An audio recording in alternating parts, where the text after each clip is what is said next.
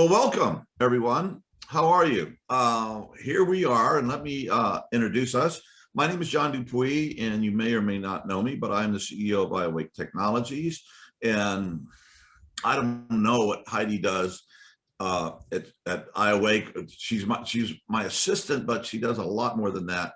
And she's here for this interview because she should be.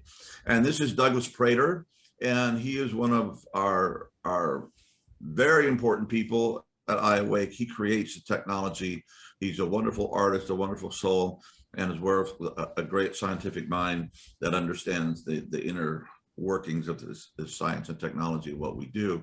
And this is Dr. Elizabeth Krasnoff, and she did her Ph.D. opus magnum on brain entrainment technology and was in contact with them in that period. And so we're here to pick her brain and see what she's learned and what she can share about what she learned on this journey to become a doctor of psychology, I suppose, right? You're a psychologist now? Actually, I'm a doctor of transformation. Oh, how cool is that? I'm in the School of Transformation and Consciousness. At CIIS, and it's a wonderful school. It's produced all kinds of brilliant people and had great teachers there over the decades. I've been connected with it, so congratulations on that, Elizabeth. Thank you, John. It's a great journey. So Heidi, you brought a couple of 3 questions. You want to lead off? Well, I'll lead off with the first one. I just wondered what drew you towards studying brainwave entrainment in the beginning. I am half deaf. I have tinnitus.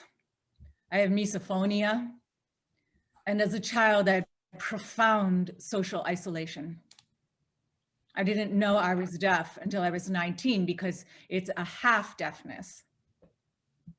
And when I was 19 and I went to finally the emergency room because the tinnitus was so loud I couldn't sleep, they said, well, it's, because you're deaf. And I said, that's very funny. Really, what's happening? I was deaf. And so I got my first pair of hearing aids.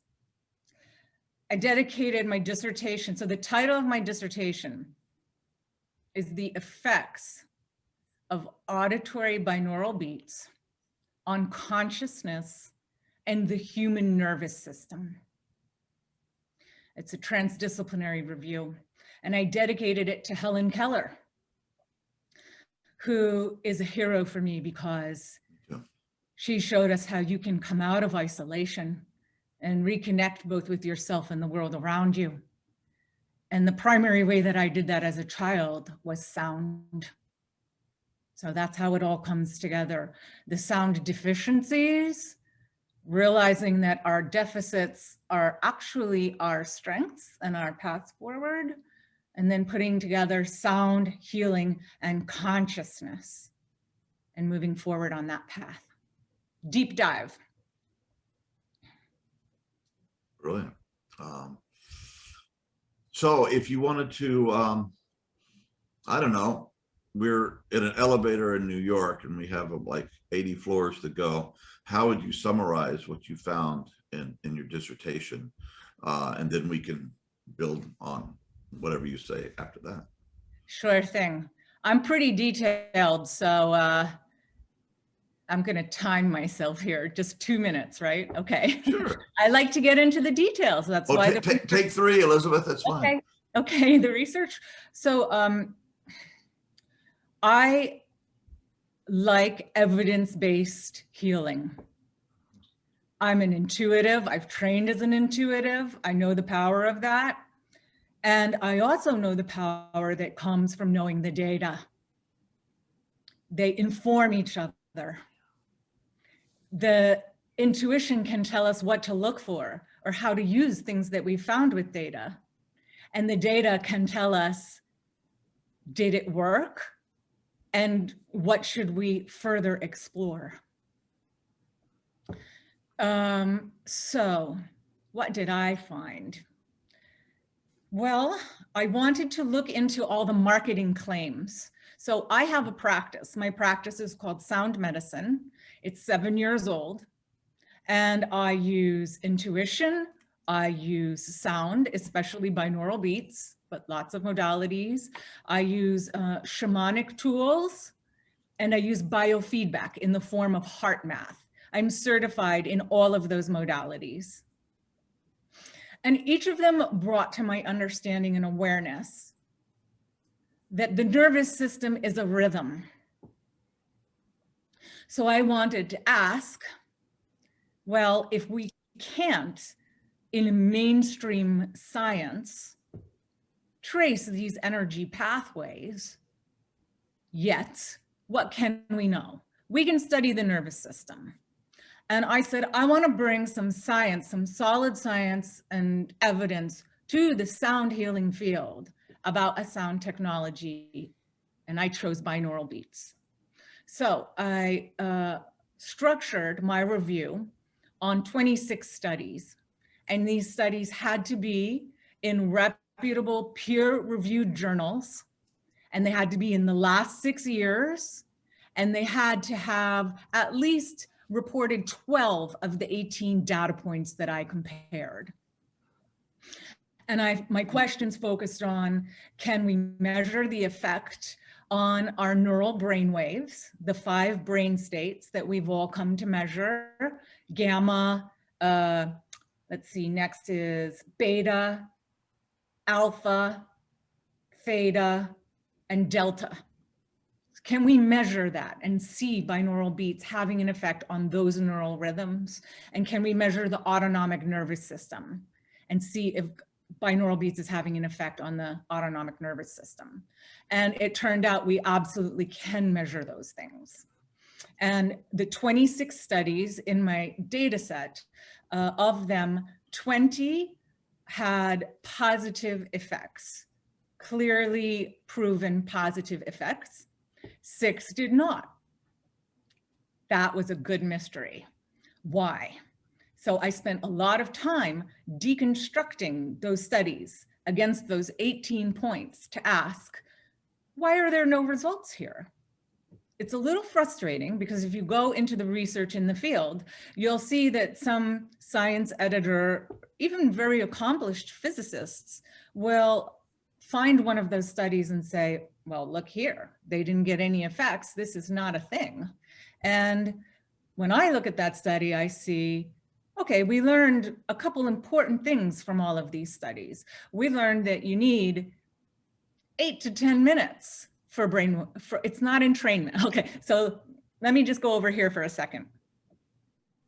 About halfway through my research, I really started to understand that all of these study authors and the primary researchers in the field, which are Dr. Gerald Oster, a physicist who published in Scientific American in 1973 and started the contemporary exploration of binaural beats. So he and F. Holmes Atwater, the former director of the Monroe Institute, the research there.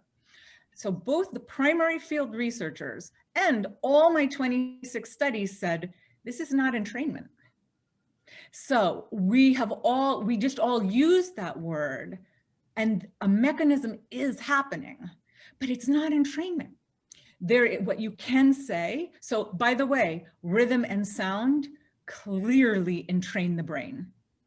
There is important clinical studies that establish that, and many therapeutic approaches, including neurologic music therapy, very well-respected, evidence-based music therapy technologies that use rhythm. That's not a question. Rhythm entrains the brain. So in my world, we call that monaural beats.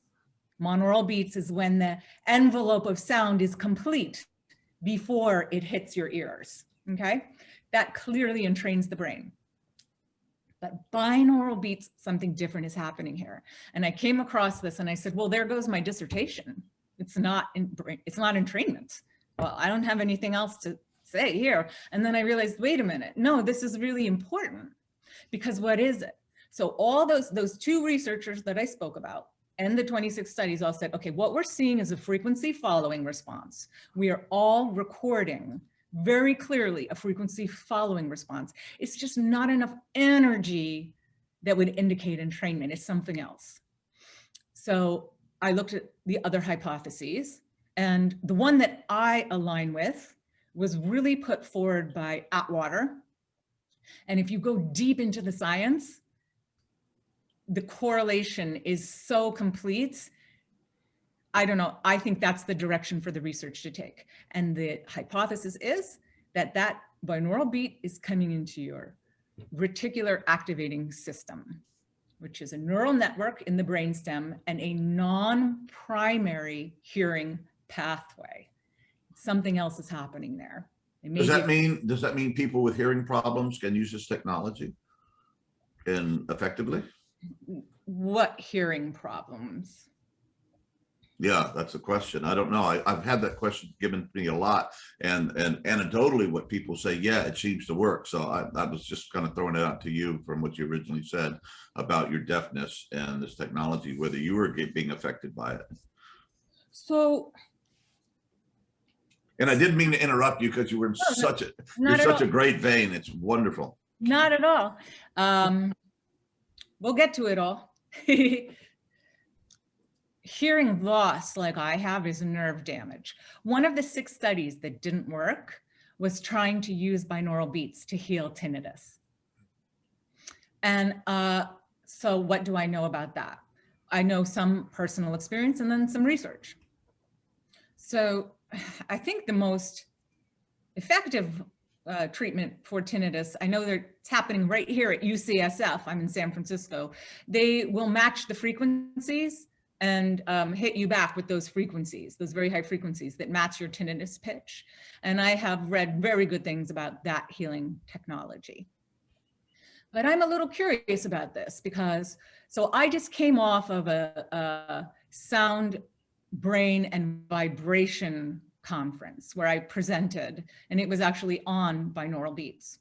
And the question there is, can sound heal nerve damage? So the way I use sound, and most of the evidence I find, is that sound, particularly binaural beats, can work to heal rhythms that the nervous system is responsible for, rhythms. So what's an example of that? Your cardiovascular system is a rhythm. Your endocrine, your hormonal system is a rhythm. Really anything that the autonomic nervous system or the hypothalamus or the nervous system controls is a rhythm. We have a circadian rhythm. We have ultradian rhythms. That's rhythms that happen in under a 24-hour time period. All of those things that the autonomic nervous system and the hypothalamus address, those are things you can address with binaural beats. So we've kind of defined that. So back to one of those threads, can we say that the marketing claims are true? Well, these studies showed that conclusively, I don't have the slide in front of me, that sleep is positively affected by binaural beats. Stress is positively affected by binaural beats. And by the way, the Stress Institute of America says, I mean, it's something like 90% of our illness comes from our stressors. That's right. Our response to the stressors in our including life. addiction, which I don't think they were talking about, you know. That was not mentioned. And so my heart math background really dialed me in on what stress is and what it does and how to work with it. And so in my business, I help clients reduce their stressors and find healthy rhythms. So let's see, back to our list. Stress, the perception of pain. Binaural beats have been demonstrated to be an analgesic. Less pain medication is required. Dentists will test that. There are 3 fields that there are binaural research in right now: neuroscience, psychology, particularly cognitive psychology, of course, and health. And so all of the quantitative measurements are kind of coming from neuroscience. All of the qualitative, semi-quantitative kind of come from the field of psychology. But really all three fields are looking in all those directions to see what are the effects. So we've named sleep, we've named stress, we've named pain, meditation, and trance. That's documented, meditation and trance. Cognitive tasks like memory and focus, that's documented. And all of these things are rhythmic in their nature. Doesn't seem like it, but if we took a deep dive with that, it would shortly make sense. And so those are the things that at this moment in time have been clinically documented to be positively affected by binaural beats. So we can go two places. We can go, why are there 6 studies that did not show any effect? And we could also briefly look at nerve damage. So in that conference I was just in, a lot of folks are on the frontier of many different healing areas, and nerve damage is one of them. Using sound, using ultrasound, using specific frequencies. But I want to make the distinction that those are all monaural sounds. The sound envelope is complete before it hits the brain. We are in another realm. We are in binaural beats, not entrainment. The sound envelope is not complete. It's finished inside our brain. I want to talk about Oster for 1 second here. Sure. He had 3 key insights. Let's see if I can remember them all. One of them was that we have in our brain an auditory pathway for sound location. And that is the same place that binaural beats are processed. So what he said to us was that this is a function of our brain and a primary survival skill. In the fetus, the first thing you get is your hearing.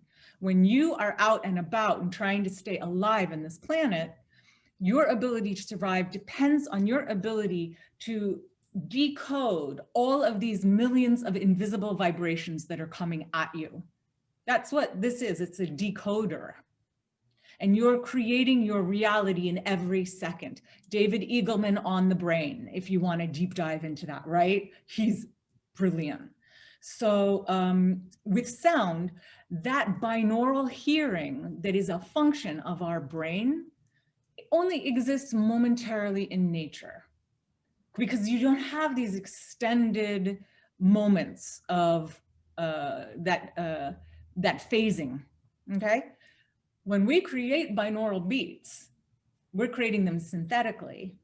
We are activating that system. So that should be enough evidence right there for anyone, but it's not. But so, you know, I digress. So what happens is we create that extended binaural beat. We are opening new portals of expansion, of healing, of possibility in the brain that as humans, we never had available to us before.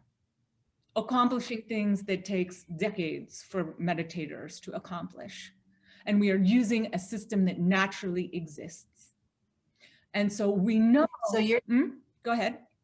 You're saying nature has these little tiny healing moments with sound? They're not healing moments, they are locating moments. Okay. And hence survival potential. Yeah. In the brain, the thing that's activated right after sound in the auditory cortex is the motor cortex. I hear and I turn my head. Do I need to run? That's how the process goes. Okay. So that sound location is critical to our survival. And that is the place that we are working with when we are using binaural beats. That was Oster's first discovery to us. And I think that's critical. He also noticed that it does not deteriorate with age. Very interesting. Interesting. It does not. You don't actually need to perceive binaural beats to receive binaural beats. And there are 2 studies that document that.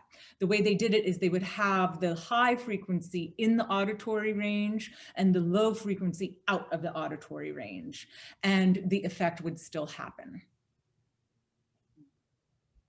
Very interesting. I see the, yes, the artist. I'm thinking through like so many wheel different going with the possibilities here. So artist one of the So that just answered my binaural question. frequencies was Mhm. was subsonic, less than 20 hertz or so. And It has to have been, because that's the bottom shelf of our hearing range. But for the specific data on that, it's in the Oster article, the 1973 article. You could get the exact data. I'm also making my dissertation available open source. wonderful.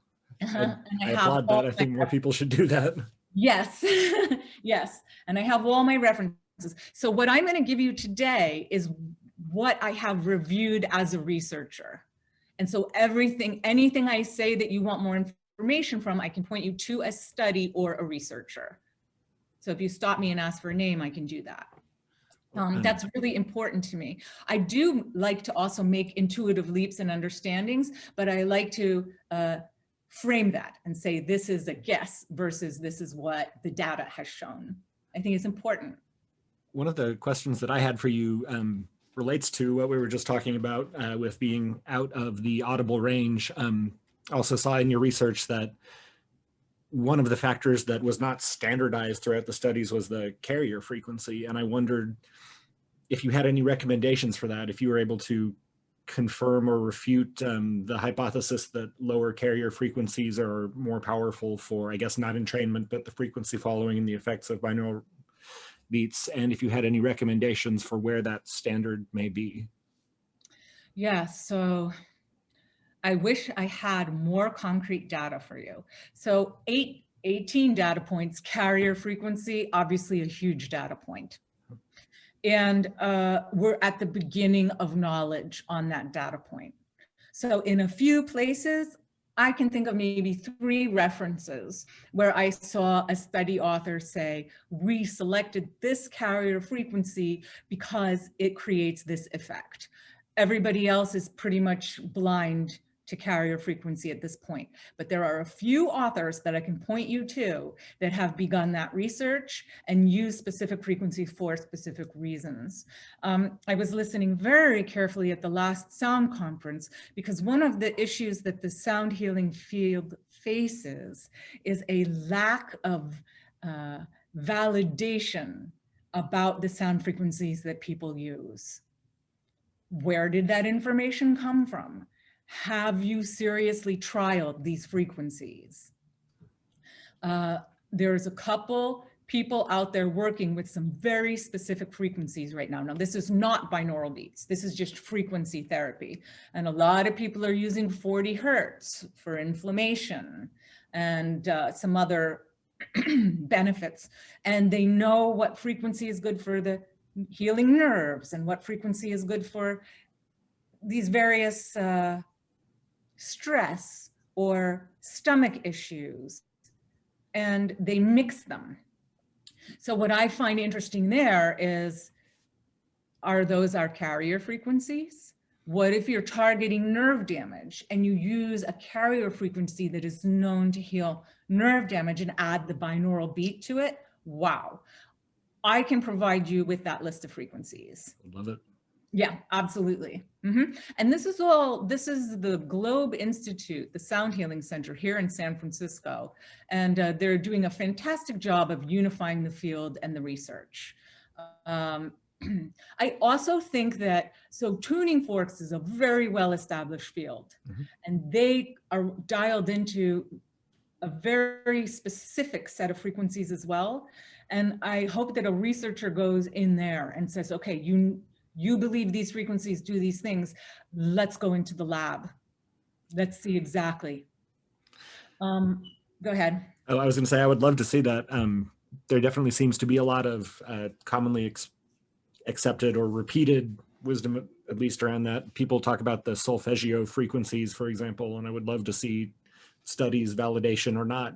Any data. They're effective for, yeah. Yes. So I always, if anyone's listening, I say at this moment, you have to trust the way you feel and the way you respond, because there is no data to support at the moment, which doesn't mean there won't be. So that's as far as I've gotten with the carrier frequencies. Duration became a huge thing, minimum 8 to 10 minutes. And there are a lot of very specific studies, and these are EEG studies. They're not subjective. It's not like, oh, I feel better now. They're EEG studies. But the very good studies will correlate EEG studies with subjective tests, like a Brahms mood test, or even just a subjective diary. And you can, when you do that, I'm thinking of 3 studies, specifically see people reporting what you're marking on the EEG, which is a really good confirmation.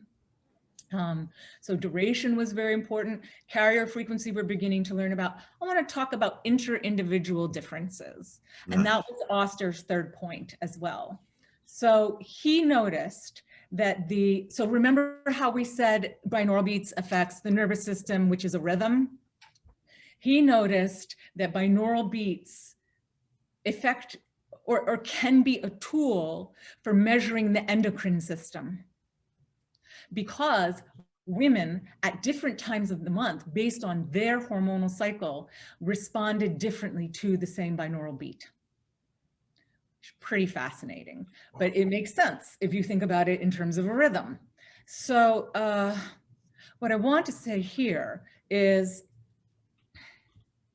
when you're constructing a study, there's one study that he couldn't get results, and they had 20 50-year-old women at the same carrier frequency.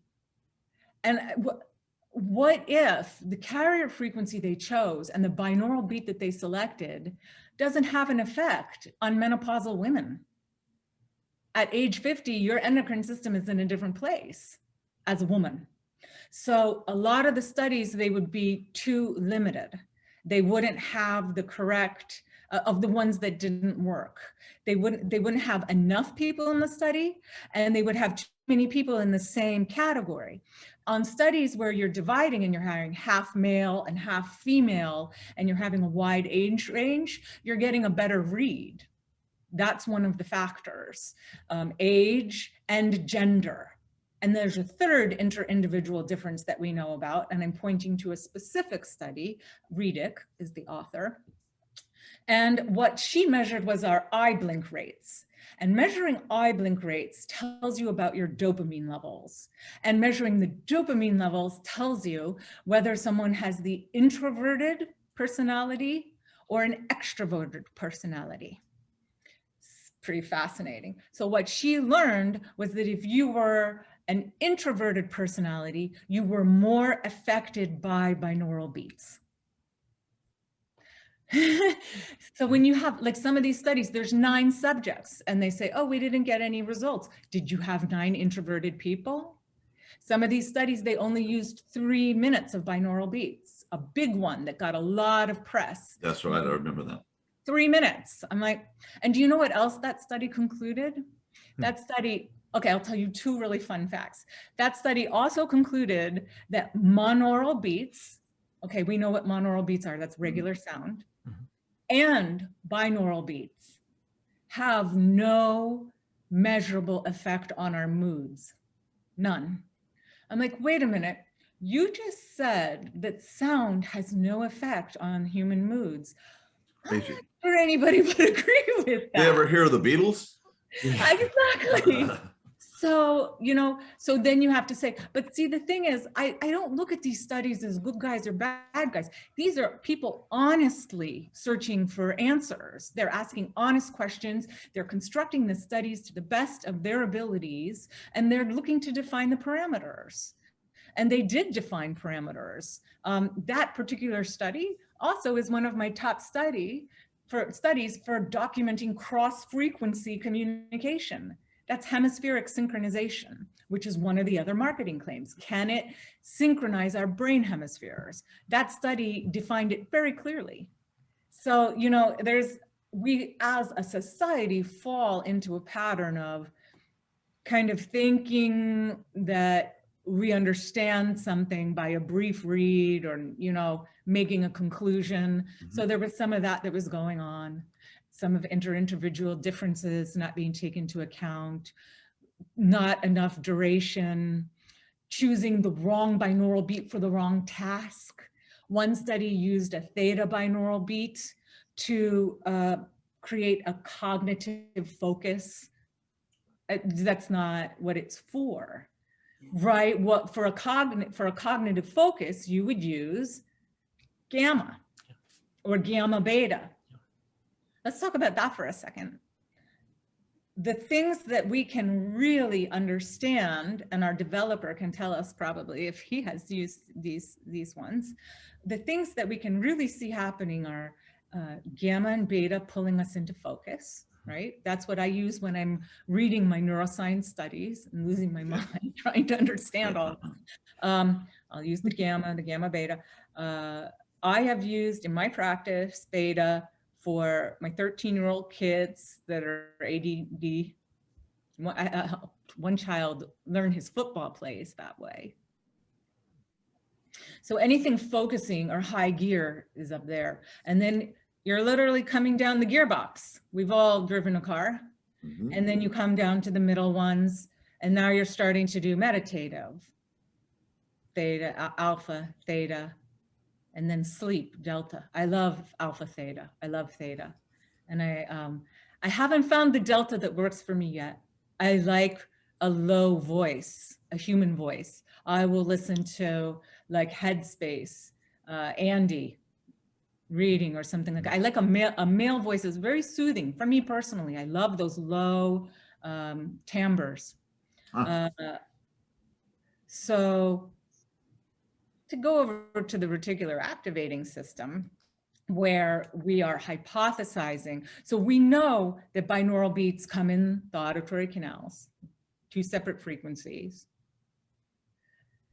And we know that they meet because they put electrodes on the brains of cats and other little animals. We know that they come, the olivary nuclei is where they are begun to be processed. And we know that they end up at the auditory cortex. This is where we hear, the auditory cortex, not in our ear. What happens in the middle?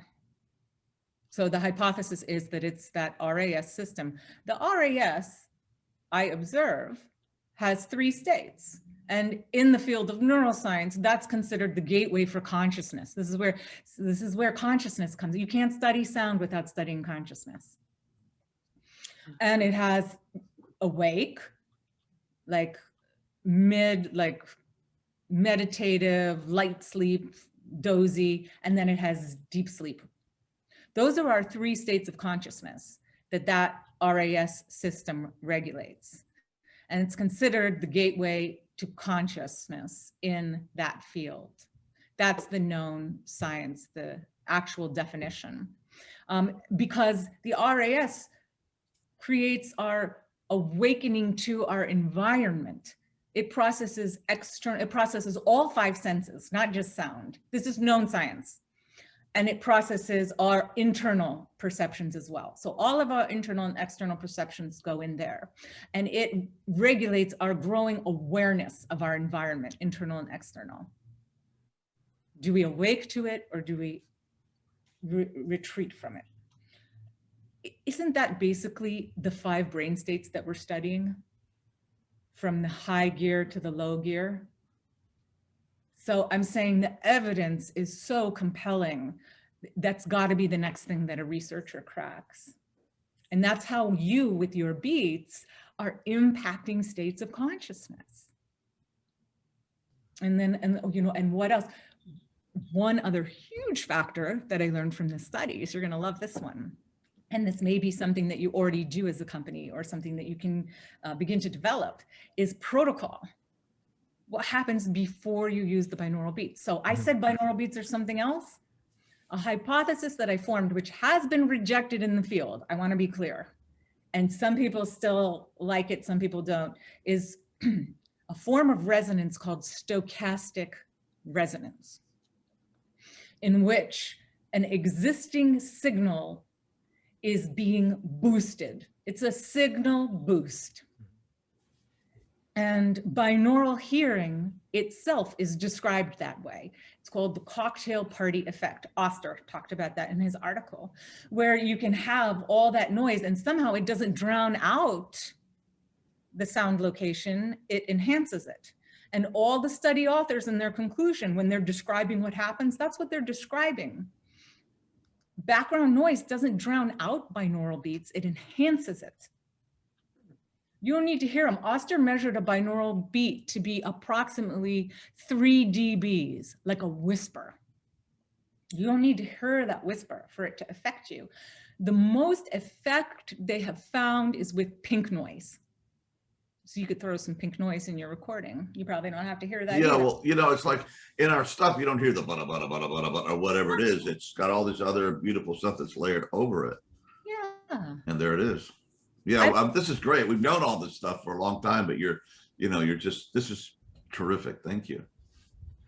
I like, so I kind of like electronica. I like the binaural beats with like a chill electronica track, or it could be with beautiful guitar music, or it could be nature sounds. That's my preference. Yeah. But in the studies, it shows that pink noise causes the highest effect. Not that the others don't. Very clear. Many people had effect with all the others. Some used it as a pure tone. I wouldn't find that very pleasant to listen to for any amount of time. But then again, you have to remember who's creating these tests. Neuroscientists. That's a good point. Health professionals, cognitive psychologists. They're not in the field of sound. A lot of the programs that I've done for iAwake, most of them anyway, I include a low volume bed of pink noise, which I then frequency shift as well. I have found, N equals 1 with this, but found that it enhances the effects for me. So. Okay, so yeah, fabulous validation right there. And that is backed by the clinical data. Wonderful to hear. Yeah, for sure. The protocol. Yes. So if this is a signal booster or a signal enhancer, what is it enhancing? It means it's enhancing a pre-existing something. So, okay, here's a study that I found that is not binaural beats. In a mouse, they found when the mouse experienced fear, all of a sudden, a brainwave that connected the frontal cortex and the amygdala at 4 hertz. How cool is that? Mm-hmm. So we're starting to understand that the brain is communicating in these brainwaves, in these neural, electrical, rhythmic signals. 4 hertz, 4 hertz, 4 hertz, 4 hertz. That's fear in a mouse.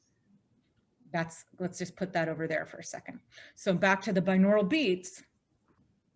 What are those beats coming in and amplifying?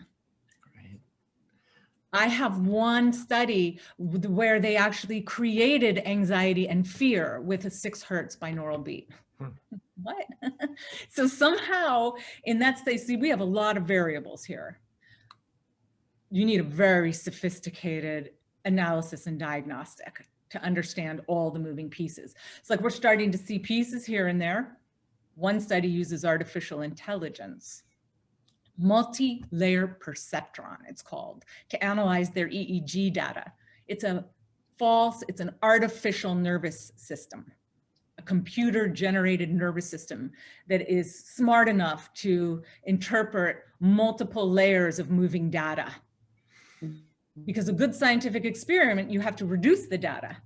You only have to have a few variables so that you can see what's affecting what. Well, what happens when you have 18 variables? Mm-hmm. Yeah. You end up with one study where you are provoking fear and one study where you are creating peace. It's like, so I have one study that I thought really addressed this. And it's a study of 109 participants, so it's robust. The author is Sabo, Hungarian, and they were testing for trance and meditation. And they found that they were able to induce a trance-like state in their 109 subjects. Only if they had a protocol of relaxation given to them before the track.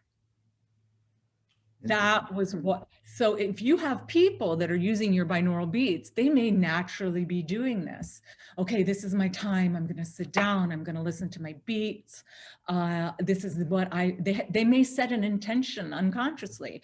I'm going to relax now. Well, all those things, what if those are the signals that you are amplifying?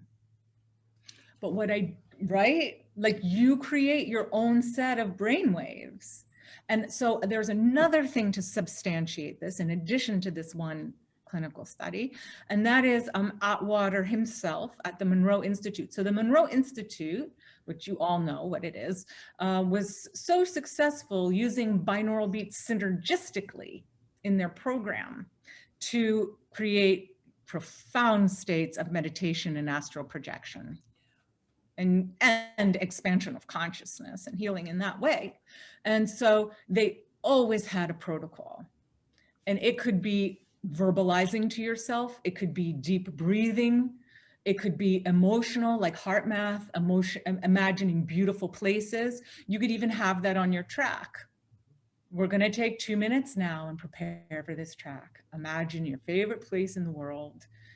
Call your favorite emotion into your heart. Is it love? Is it gratitude? Is it awe? Something like that would be appropriate for a meditation track. For a focus track, I would do something different. But so one of the issues we have in the field is that nothing is standardized. That's one of my big recommendations. So I do not have for you data that says this study used this and this study used this and this study used this. Most of them don't even report whether they used it or not. But I do have that one study that was conclusive with 109 subjects, and Atwater and the Monroe Institute that have been doing this for 50 years.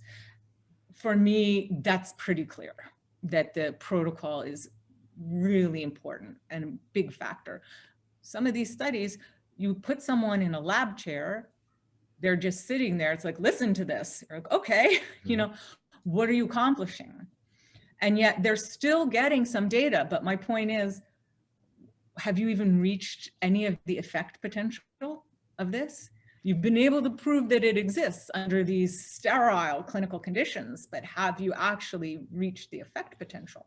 You know, it might explain why a lot of us who use this technology were meditators before we started using the technology. And this just took us into the deep side of the pool very quickly. And I've noticed over the years that experienced meditators get it right away and they go, wow, this is actually doing something. Oh, so that makes so much sense. Yep. I've been working on a lucid dreaming program for quite some time now that uses binaural beats and some other technologies. And part of the reason it's taken me so long is getting the teaching material and the protocol down, because that's a critical component of this. The technology by itself is lovely, but it's what you do beforehand and how you use it that makes all the difference in the success. So you are finding that in your subjective experience, in your case studies, if you will. Mm-hmm. Right, that having the proper technique and knowing what to do makes all the difference in whether or not you get the effects that I'm intending from it. Yeah, and most people seem to report that when they start using technology, their brain, their sleep and dream life become very active and much more vibrant, much more powerful. Do you have anything that would explain why that is so?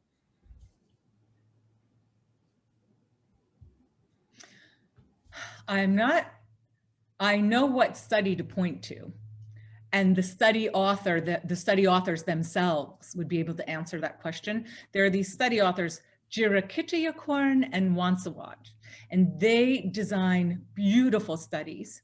And one of their studies is a sleep study. So it's 5 hours of binaural beats in the middle of the night while you're sleeping, which is actually, when I had to ask, are binaural beats a placebo effect? Sure. Nothing wrong with that, but you know, the sleep studies indicate not really, they're asleep. And then also we have animal studies. They're recording it in the auditory brains of animals. So at that point you have to say, not really a placebo effect. So that study, I would point you to that study, and you would need somebody that could understand. So each sleep cycle, he calls them N2, N3, they have specific designations. And he's able to study how binaural beats lengthens or shortens your different sleep stages.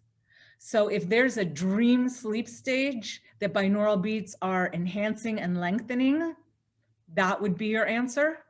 But I don't have enough knowledge to conclusively answer that, just to sort of point in that direction and say, there is a clinical study showing which sleep stages the binaural beats affect. And that study was a conclusively positive effect for the participants. They used EEG, they used EOG, they used EEG for the brain activity, for the eye activity, for muscle activity, and they used a BRUMS, a questionnaire, a mood questionnaire. So that was the diagnostics there. So it was a pretty conclusive study. Another question that I wanted to ask, and this goes in a slightly different direction here, but you were talking earlier about rhythm and the importance of rhythm and what a big difference that makes.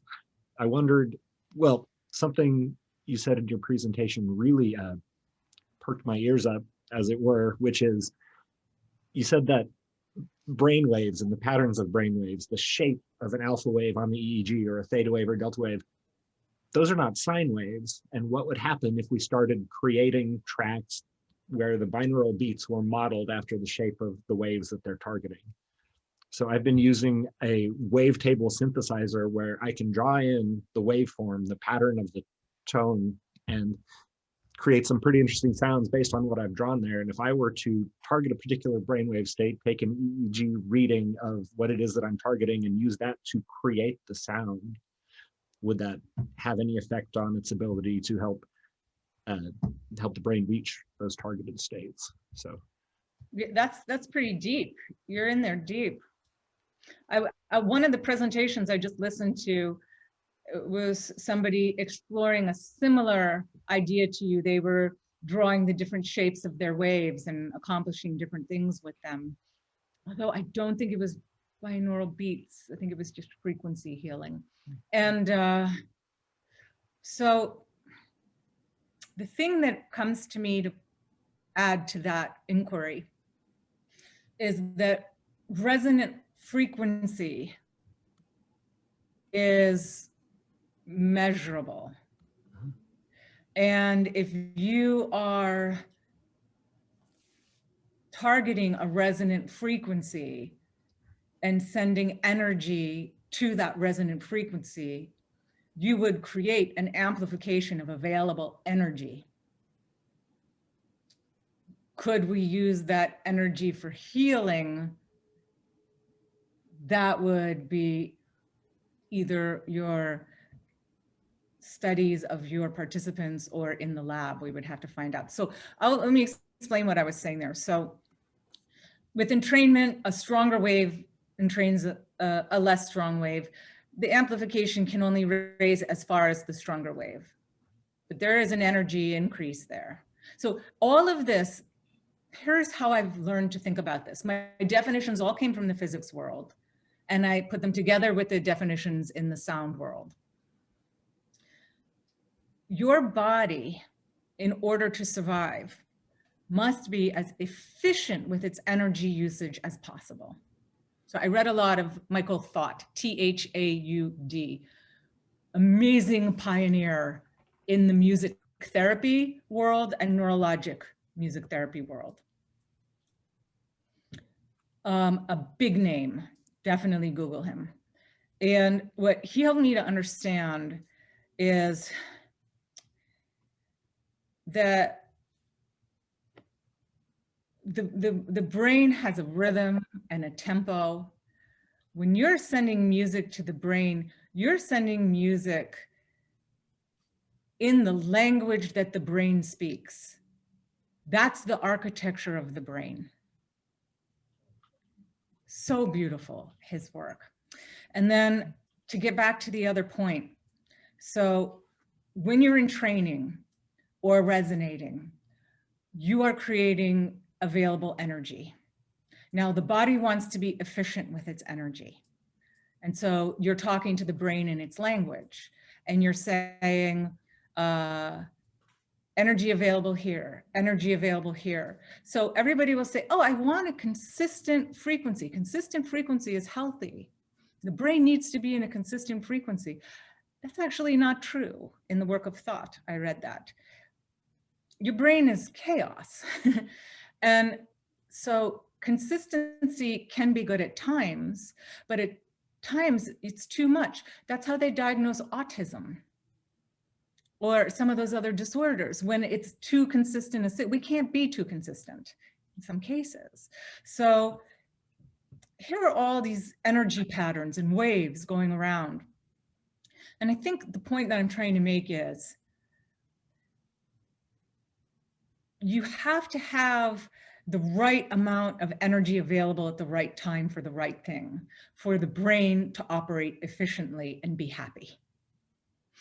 If you're using entrainment, you're going to get a little bump of energy. Why would the brain use that?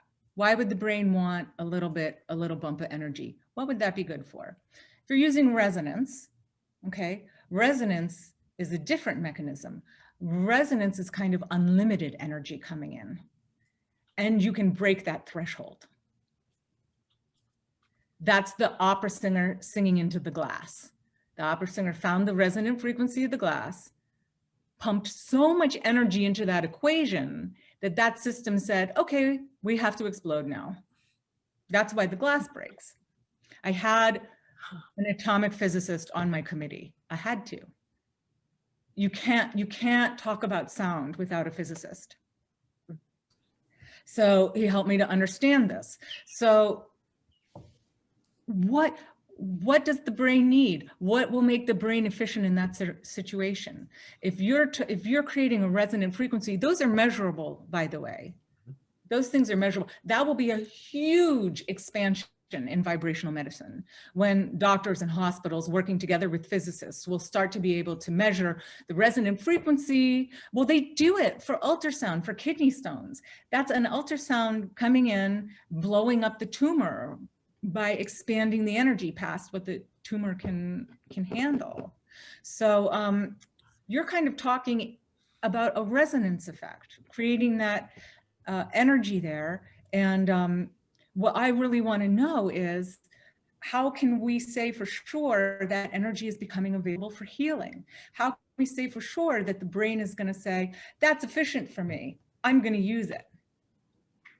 Like, we know that consistent energy is efficient energy. That's why we have coupled oscillation. That's why nerve cells come together. That's why your heart beats like that all together. That's efficient. That's why pendulums, if they get close enough, will come together. Pendulums is how we started studying this. And it creates that energy efficiency. So those are sort of the parameters that we're dealing with here. So sound therapy says, well, consistent energy is efficient. And in many cases it is. Sound energy says, okay, let's use inconsistent, jagged tones to break up energy, to break up stuck energy.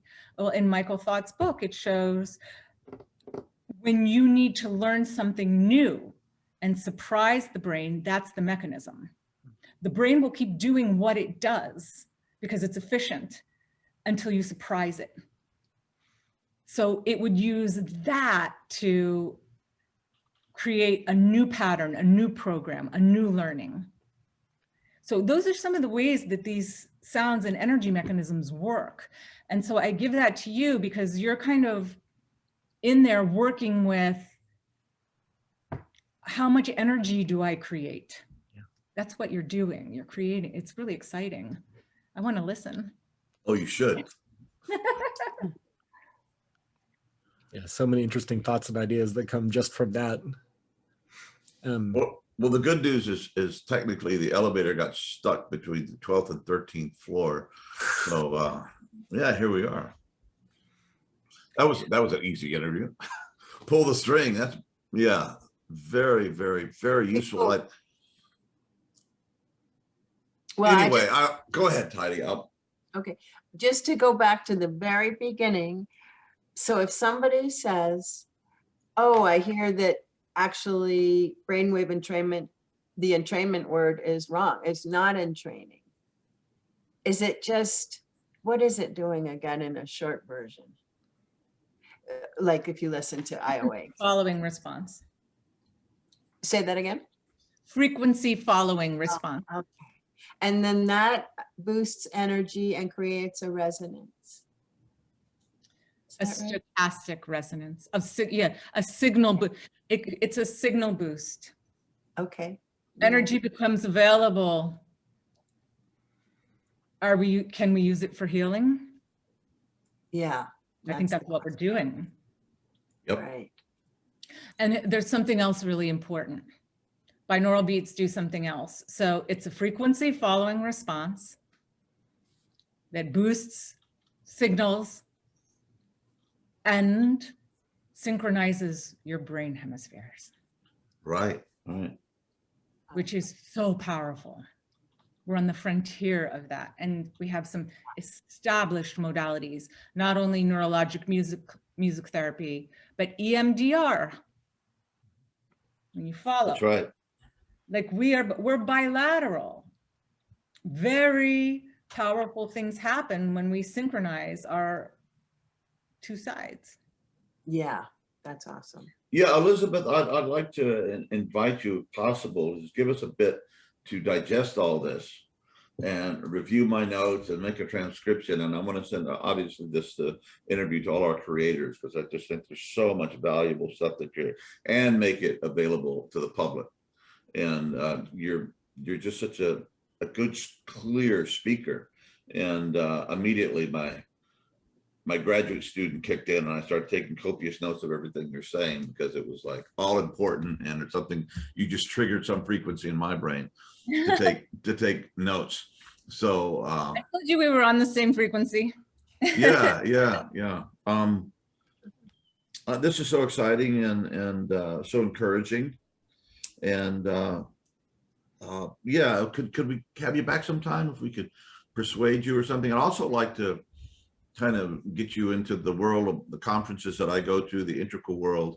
You know, there's a conference I go to every year, well, for the pandemic, but we hope to get back there in Hungary.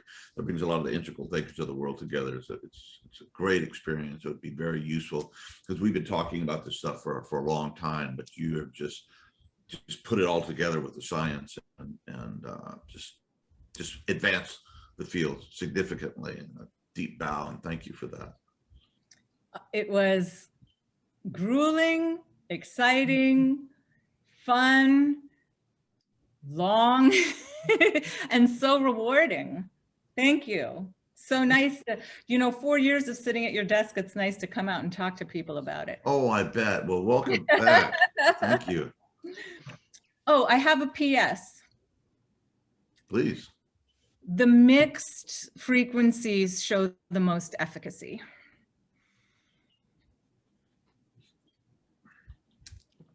That's a PS. Thank you. And that's backed both clinically and by Atwater at the Monroe Institute. Your brain is complex. It's not one frequency. No, Those it's not. states you talked about, maybe they're, frequency dominant, alpha dominant, beta dominant, but there are better results when you mix the frequencies. By mixed frequencies, do you mean layered binaural beats at different entrainment rates? Putting theta and alpha together for your right. meditations, and beta and gamma together for your focusing. Yeah. And epsilon would be an example of that too, Doug? Well, it would be mixed with something. So yeah, if you mix, like in Stealing Flow, it's at primary at the alpha theta border, but also with gamma layered in on top of it for the combined effect. Like that. Or the deep releasing meditations are theta, but then with bits of gamma to make things happen and insight. And Wait a minute, did you do that intuitively? The theta and gamma? I read this wonderful book, Stealing Fire, and I read Csikszentmihalyi's Reach About Flow. I love that book too. Yeah, he talked about the flow state being primarily at the alpha theta border with gamma in it. And I just started experimenting with how could I create that sonically. Very cool. In one of the presentations I just watched, theta was carrying, so here's the theta sine wave, carrying all these little gammas on it, like on a whale's back, little barnacles across the brain. Cool, huh? Yes, very cool. That's a great example. Yeah, Doug, I just had an idea. Maybe take some of your works and just send them to Elizabeth with the notes of what you actually did and how you did that. That'd be might be really interesting. Be fascinating. Yeah. Yeah. And I don't know, when I just make them for my music. I've released 8 albums. You know, I'm all about sound, every aspect of it, creating it, studying it, everything. And on my last one, I would put some binaural beats in, and I have a question for you. So I found that I like 2 beats together, and I find that I even like 3 together, but 4 was too much for me. 3 was my limit. After that, I was like, that's too much information. Yeah. You have any of that conversation happening? The only time I have liked 4 is in a recreation of the awakened mind pattern. Ooh, yeah, the mind map. And NOIs, yeah, recreating that, getting 4 in there works well. Beyond that, I haven't experimented with it too much, more than doing 2 or so at a time. Keep me posted. Yeah. You know, and as a musician myself, you know, I play guitar, lead guitar, and when there is a bass and a drum in sync, you know, like Fleetwood Mac, through all its permutations over and all the great music that band has created, they had a great bass player and a great drummer. You know, all the other characters changed, I think, for the most part. And when that bass thing is laid down, that gives the people on top this incredible creative space to play in. And I can just feel it waking me up. And I don't know what that is. You know, it's music, it's magic, but it would be interesting just to, you know, why does that happen? It's a mirror.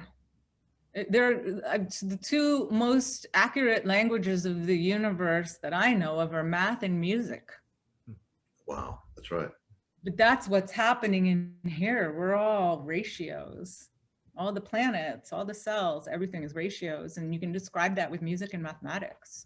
So we didn't discover, or we didn't invent math and music. We're discovering it as we go. We discerned it. Yeah, we discerned it. There you go.